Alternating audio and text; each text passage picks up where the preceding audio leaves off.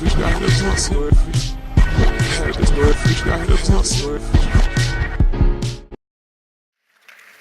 morning, everyone. Thank you for the introduction. It's very, very challenging to be the first speaker, especially in the morning section. So I hope you will enjoy my presentation in 45 minutes. First of all, let me introduce myself. My name is Tony Ip. IP means Ip. It is my family name. So I received training in engineering, architecture, and urban design. After practice for 15 years, and then I established my own firm, Tony Ip Green Architects. And my own firm, this is the vision I really want to achieve.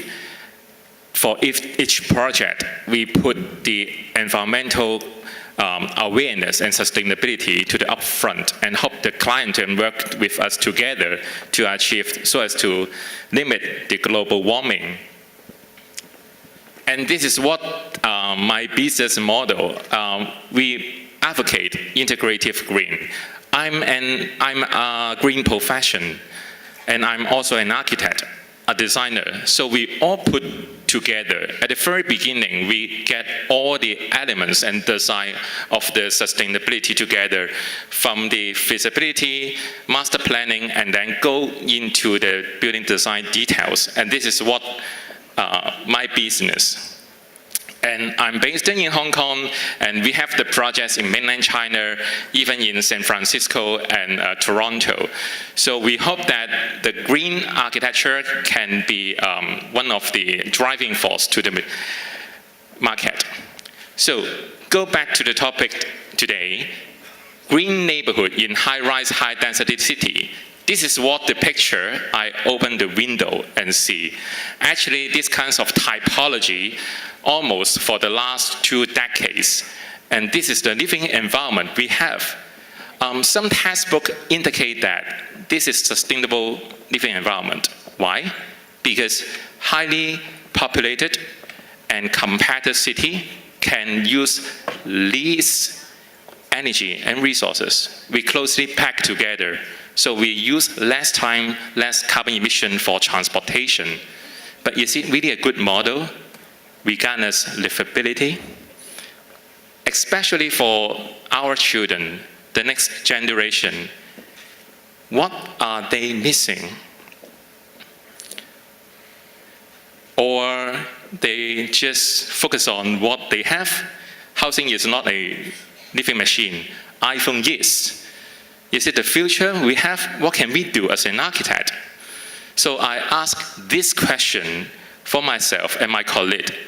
The higher we live from the ground level, the more disconnected we feel from the natural world, even from each other within a community. What we are going to do to have the sustainable architecture, there are 3 important elements. How to connect people, nature, and community. I hope my presentation can give some examples. I can say that it's not really a big project, but how can we reconnect people, nature, and community together? So this is what we are staying in, whether we can integrate the green environment together. We have to make change, the paradigm shift. And today I will elaborate 4 different design approaches. How can we make the changes? Have you seen this diagram before? This is what we are going to, not just to achieve the sustainable world. You see the sustainable balance is just at the middle, but that is not sufficient because the human already damaged the planet. So we are looking for the sustainable development is going upward. Regenerative design. We have to do the design, have the co-evolution of human and nature. So we just not human-centric, but make a bigger picture for the whole ecosystem. What I call green architecture for all. That all is not just human. Especially how can it apply that in that high-density, high-rise context? The first is, can we have the biodiverse architecture and living landscape? Why? Because we have to co-living with our neighbor. We look closer. Who are our neighbor? Not just human, but birds, but other biohabitats, like the birds in the city. Should we take care of them? Yes. Actually, in the UK, RIBA, they issue these design guidelines, what they call the building reliant biodiversity for the existing or the new building. So they incorporate the design detail, especially on the roof, to put some place, small hubs for birds, bats, even for butterflies. When we design the landscape, whether we can give it butterfly-friendly design. So it's a little bit detail. Maybe accommodate a pool of water for them. Even the roof, we are not looking for the green roof, but a biodiverse roof, what we call the brown roof. The roof itself is not really visually green, but it can accommodate the habitats for other animals, birds. So this is the project I get involved in, the first zero-carbon building in Hong Kong. Have you been to Hong Kong? We are living in very high-density city, so it should be one of the first zero-carbon building just within the urban area, because the building is surrounded by the high-rises. It was completed in 2012. Up to now, 5 years, we can still keep zero carbon. So today I'm not further elaborating how can we make the building zero carbon, but I just want you to see the landscape area, because here we also have the first urban native woodland in that landscape areas. And the design intent is not just for the people, but how can make the concrete jungle incorporate more biodiversity. So we have that particular area to plant all the natural native species and attract more birds, butterflies there. And this is some snapshot for there. Yep. So this is the native woodland. But I can say that if we plant this native woodland, we are facing quite a challenging task in front of the client, because we plant the native species.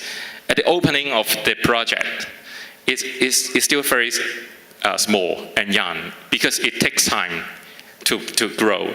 So we have to change what is the deliverable when we have the project completed. If we do that, we have to convince the client and the general public that the plant, the vegetations are growing with the buildings together. So it takes time to grow. But this seems to be quite nice, right? It's already 5 years, and then the trees and shrubs growing up. It's just not attract the people, the children play around, but also the birds and butterflies. And the second strategies I can say is, can we make the building more safe, harmless, and make caring to other biohabitats, like what we have, the ecologically responsible buildings. Sorry about that, this is in Chinese, but it's just a extract from a newspaper. Go back to year 2004. You see this building, it's quite interesting here. If next time you visit Hong Kong, I will bring them. It's really a real picture. It's not a Photoshop touch-up. You can see a big drawings on the window. It shows a big burst. Why? It is intended to give a signal to birds not to strike on the window. Because when the building was completed in year 2004, before the opening ceremony, they found almost 13 dead bodies of birds in front of the entrance. Why? Because this high-rise building with the glazing envelope just located along the ecological corridor. So the bird just strike and to death. And this is not the problems in Hong Kong, actually in the world, around the world, annually, because of the bird strike, because of the urbanization. Over 100 million birds having this accident. So can we as an architect do something can help their life? So in fact, in the United States, they have the guidebook to make us how to build a bird-friendly design, especially something we should not do, like this, the mirror things, especially in the lower portion. What they call the danger zone is 12 meters from the street level, from the ground level, because the mirror image of the trees is really confused, not just bird, even human. Another situation is if the glass is not reflective, but very transparent, but you have the vegetation just behind, and the birds also feel confused. They will strike to the glass. I remember when I was young, I shared the same experience. I hold an ice cream because of the glass so transparent, and then I strike them. So whether we can make something like the pattern to get their life safer, or some technology can help us. You know, this glass with the coating, what the material they have is the ultraviolet, because bird can see the visible light and ultraviolet light. So the ultraviolet light, that coat on the glass can make the glass still very transparent for human, but for them, can give them some signal. Apart from the glass, light pollution, ecological pollution, especially in the metropolitan areas. This picture showing in the New York, the lighting sculpture to memorize the 911 accident. So the two lighting sculpture projecting up to the sky. In the morning, they found that many dead bodies of birds on the ground. So the mayor of the New York, they limit that operation of the lighting sculpture just within an hour each day, try to save the life of the bird. Not just for the sculpture, as a designer, we can select the lighting. This is one of the guidelines we can follow, good lights for good nights. The lighting itself, what the function for that, just for the safety, security, decorative, just try to minimize. Not just to select the appropriate lighting fixture, but also that is the light out program, especially in spring and autumn. We try to save energy as well as eliminate the lighting pollution. So switch off the light in the evening in that 2 seasons. Actually, these light out programs established in 1996. Right now, already 20 years, almost 30 cities already follow these programs. The third approaches, I think, is a very, very important, is how to enhance more human-nature interaction, the connection between the human and nature, especially in the urban areas. We are living in a very tiny space in Hong Kong. Not just human, not just as the urban dweller, our vegetation, our plant, they still find a space for them to grow, even in a very narrow gap. On the other hand, actually the people staying in urban area, they also want more chances to plant their vegetation, get more chances to in touch with the nature, because in our heart, at the bottom of our heart, we are inborn with that affinity to the nature. So can we get more chances for them? And I did a photographical survey and receiving over 100 participants. They sent me a photo. And what the criteria for that photo is, what is your interpretations of nature in your urban living? It is quite amazing survey for me, because most of the photos showing that they really hope to see more light, water, green in their urban spaces. It's not really difficult for the people, like maybe in Malaysia or suburban area, but it's very, very precious for them to in touch with the nature in their daily life. So I try to focus on some projects that how can we make more chances for people in touch with the nature in the urban area? Just set up some simple setting or use some small or mini architecture to help them. And this is one of the examples, a temporary setup for the movie watching in the small urban park. And I would like to share couples of the projects just involve small architecture. And this is the first one, Line Fields. In that park, I was commissioned by the Hong Kong Arts Center, and they want to have the workshop for the general public to teach them about architecture and art. So I designed that, the mobile art car. It is mobile, it can transport anywhere. Within that cart, actually there are 9 desks.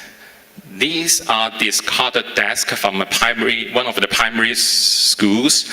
So we polish it and make it small and get the wheel at the bottom, and that can simple setup.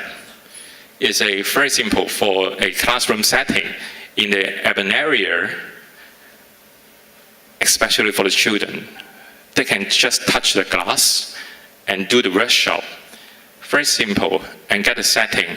And we hope we conduct around 12 workshops in that area over the 2 months. Of course, we have the PV panels on the top, so that can save our life, especially right now. Mobile is our life, right? So they can charge their mobile by using this small architecture. Another example, I really feel very proud of this project. We have that area, undesignated space, under flyover, in front of one of the government building, and that space is undesignated. Normally people go there just for smoking, or just neglect that space. And we have the project there for 4 months. We have a small container, and we decorate that as a temporary green education center. And we engaged a group of university students to do the research, how people interact with the nature. So inside, there's an exhibition center, showing what the research result. Over the weekend, it's a place for holding the workshop, especially we engage the local NGO. This workshop is the storytelling to explain to the students how they can interact with the nature, and that's a really, really good space. Apart from that, this is also establishing an improvised urban farm. We have the hangers just wrapping the container, and the beans and tomato climbing up.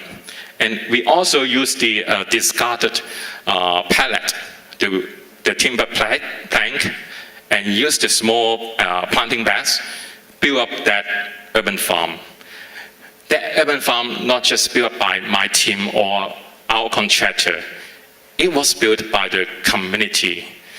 We are very proud that we hold over 20 workshops and engage 200 community people, especially for, going back.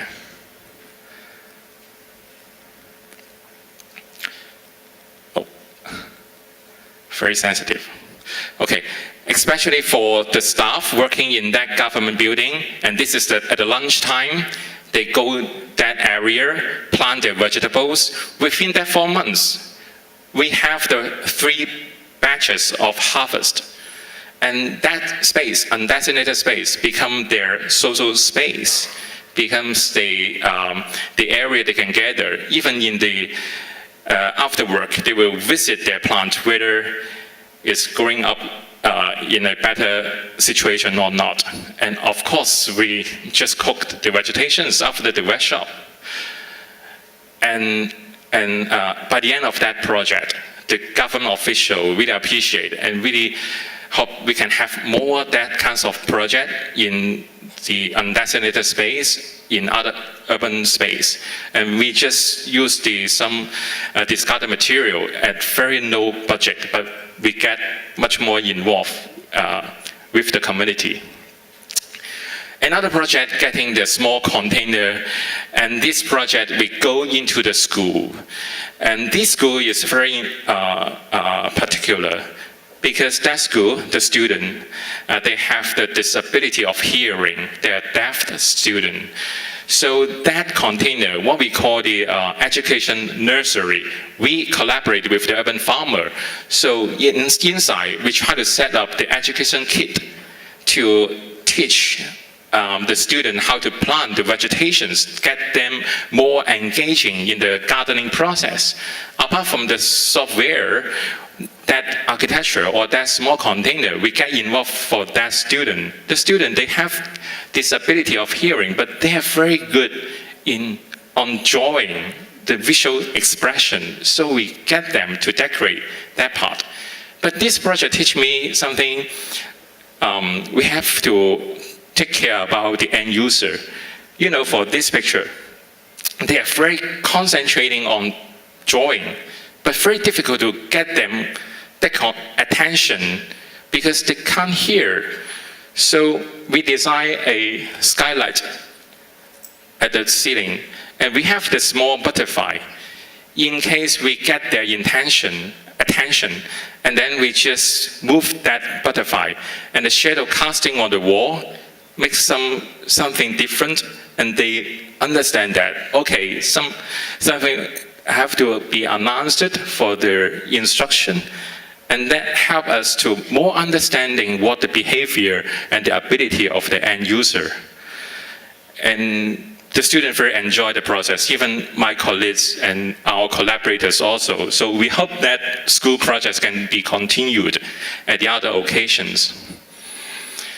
So the last strategies I want to share with you is how can we engage the human nature interaction at high rises, whether we can have urban living with sky gardens. Can we cultivating the nature at high levels? Go back to the history. This should be the origin or the earliest sky garden in the history, back to the Babylon. Because of the queen, they really have the homesick and really wish to have the sky garden at a high level. And in the old days of Hong Kong, for my grandparents, at that time, because of the limited of land, also have the school and the playground at the rooftop. So maybe we already have the DNA to play or to enjoy the space, public areas at high levels. What happens nowadays in Hong Kong? Actually, some people, they already plant their vegetation, they do their own urban farm at the rooftop. Even some people, they set up that what they call the urban farm plot. So they can rent a parcel of space for the people to plant their own vegetation. And this is on the rooftop of the industrial buildings. And that is another example that on the Fringe Club, the pop art center on the roof. So that also engaging the artists and the art education together to plant on the roof. Other examples here in the central, on top of the commercial high rises, and that urban farming becomes one of the leadership training program, because for that they can get more involved to the nature, to take care of the plant, to better understand what happened, the weather every day, because they have to take care of them. And that we establish the linkage between people, weather, and the nature. Apart from this, of course, the government, the policy also encourage more skyrise greening. So here we talk about the garden. We have the podium garden. roof garden, and sky garden. Sky garden is the outdoor covered areas in Hong Kong, and that is the communal green spaces. Go back to the government policy. Actually, in Hong Kong, back to 2001, so the government issued a green incentive for sky gardens. If the building, the newly built building, accommodating the sky gardens, that skyrise greenery, and then they can have bonus gross floor area. So that incentive encourage more private property developers to have that kind of communal green space. And that's not just the case in Hong Kong. I did the research around the world. Another successful model is in Singapore. Actually, Singapore government also issued that incentive earlier than in Hong Kong, back to the 1997. And that sky garden aiming at promoting more quality communal green spaces towards environmental quality and community engagement. Try to compare that to policy. That two diagram just extracted from their guidebook. So on the left-hand side is from Hong Kong, right-hand side is from Singapore. Same policy, but they are a little bit different. For the Singapore, they are more relaxed, and there's no limitation or quite relaxing limitation for the vertical extension and the disposition of that sky gardens. But in Hong Kong, quite strict. You can see the sky garden just at discrete floor instead of that can be scattered anywhere. Because of that, this some difference on the policy approach. And I did a research, 20 case study in Hong Kong and 20 case study in Singapore. You can see that the red shaded part is the location of the sky garden. That is the 20 cases in Hong Kong. And that is the 20 cases in Singapore. In Singapore, the sky gardens are more innovative, more interesting. After that research, it comes up with this summary. For the high-rise greenery, we can see that in the aspects of psychological, physiological, social, environmental, ecological, they have the benefits. But we have to be carefully to design the contributing factors, how it can promote the health and well-being. So it comes up with 4 different aspects we should take care about. We don't have times for going into detail. I just give some examples here. First, the light, air, and wind. How can the sky garden to provide or improve the microclimate? Especially for the sky garden at different location. If there is at a lower location, it can help to improve the urban ventilation at a pedestrian level. So it should be at a higher headroom. But for those at high level, the microclimate may affect the thermal comfort for the residents. So we have to take care of the micro and macro perspectives. Second thing is the greenery. Here, there are 2 approaches to locate the greenery. On the top, we should locate the greenery at the perimeter of the sky garden. On the bottom, the greenery should be concentrated at the core. So may I just ask you guys, can you show your preference? What do you think the top is the best or the lower is the best? Can you raise your hand if you think the greenery should be at the perimeter? Please raise your hands. Okay. How about the bottom? You think the bottom is better? Please raise your hands. Okay, just half and half. Actually, we did a survey for 3 buildings with the sky gardens, and we carry out some interviews. We found that the top one should be better. Why? Because just one reason. Who are the daily frequent users for residential buildings? You know who? 2 kinds of people. One is elderly people. The second is the children. So they have the concern about security, concern about falling down, concern about safety. So if we have the case at the bottom, the transparent parapet, really see through the whole city, they are afraid of going there. Even their parents also are afraid to let their children to play there. But the case at the top, we have the planting strips as the buffer zone to get the people away from the building edge. They feel more safe. And they can enjoy the greenery as well. So that exercise gives us some insight. The daily frequent user is a very important, give the indication what kinds of the communal green space, what kinds of community is suitable for them, not for us. We are the working couples or the adults. We send them stay there. Apart from the location, the species, we should take care. It should be wind tolerant, especially in Hong Kong. We have the strong typhoon, and so on. So even some vegetation can act as the windbreak, and the visual, smell, and edible, also part of the consideration. The third contributing factor to make the sky garden successful or not is communal spaces, whether the accessibility. And there are 3 different typology, whether the sky garden can connecting different towers together, or a separate floor, or the doorstep gardens. And I need not to explain to you, I think the most popular should be the doorstep gardens because they can extend the living room.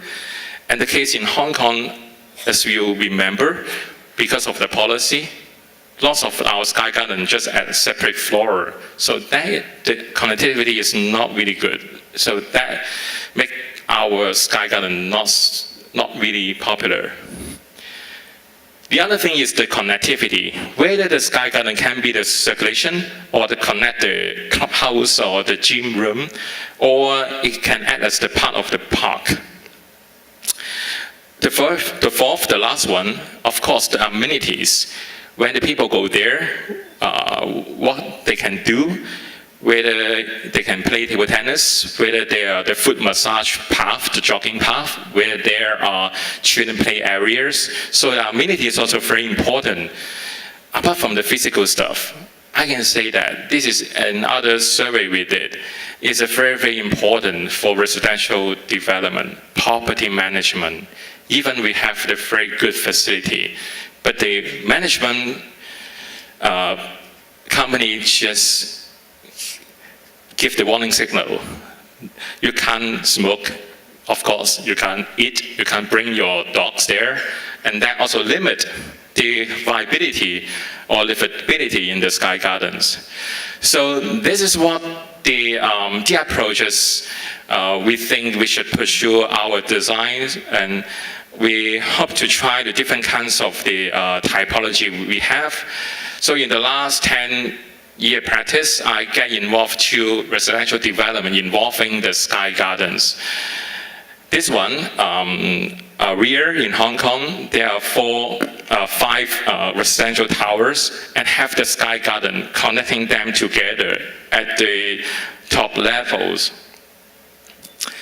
And that sky gardens really provide a good covered outdoor areas. Especially in Hong Kong, we have so many rainy days, so the people can go there, enjoy the sun, the natural wind. Even they can have the sun bath there. Of course, as I mentioned before, the amenity is also very important. So here they locate a gym, some fitness equipment at that covered areas, and the children also enjoy the space there. But of course, it's conscious with what I talk about.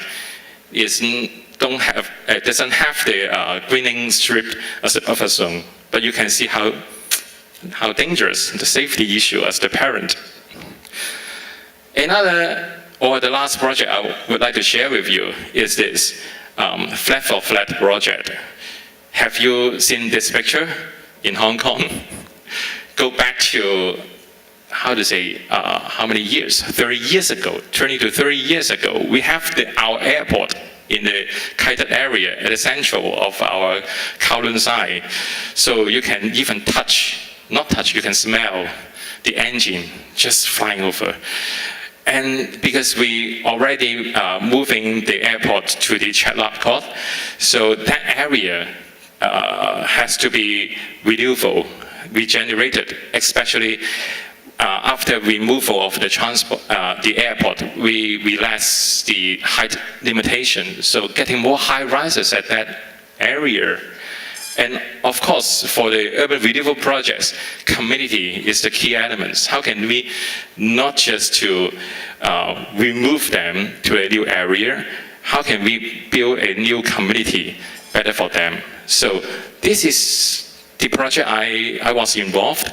The URA Flat for Flat, URA Urban Renewal Authority, Flat for Flat projects. What does it mean is the people, they have the flat in the old area, and then they can move to this new building. So the whole district, the neighborhood, can be moved to this new area. This new area just adjacent to the old district.